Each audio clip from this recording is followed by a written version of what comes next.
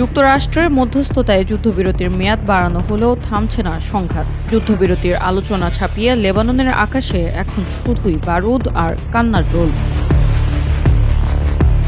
দক্ষিণ লেবাননে ইসরায়েলি বাহিনীর নতুন দফার বিমান হামলায় প্রাণ হারিয়েছেন আরও অন্তত ১৯ জন। দেশটির স্বাস্থ্য মন্ত্রণালয়ের তথ্য মতে সবচেয়ে ভয়াবহ হামলাটি চালানো হয়েছে দেইর কানুন শহরে। একটি আবাসিক বাড়িতে একক হামলায় ৩ শিশু ৩ নারীসহ একই পরিবারের ১০ জন নিহত হয়েছেন।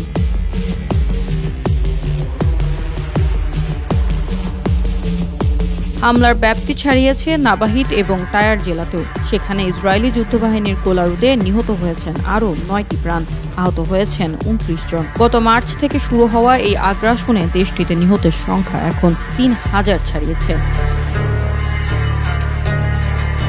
এদিকে বসে নেই সশস্ত্র গোষ্ঠী হিজবুল্লাহ। হাদাদা শহরে অগ্রসর হতে যাওয়া ইসরায়েলি পদাতিক বাহিনীর সঙ্গে তাদের সম্মুখ যুদ্ধ চলছে। গোষ্ঠীর দাবি, তারা ইতোমধ্যে একটি ইসরায়েলি ট্যাঙ্ক ধ্বংস করেছে এবং দখলদার বাহিনীর একজন সেনা নিহত হওয়ার খবর নিশ্চিত করেছে তেল আবিব।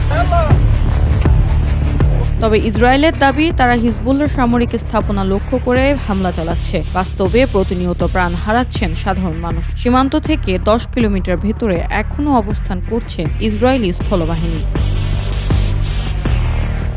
আসছে জুনে পুনরায় আলোচনার কথা থাকলেও লেবানন জুড়ে বিরাজ করছে তীব্র অনিশ্চয়তা। সাধারণ মানুষের মনে এখন একটাই প্রশ্ন, কবে থামবে এই ধ্বংসলীলা?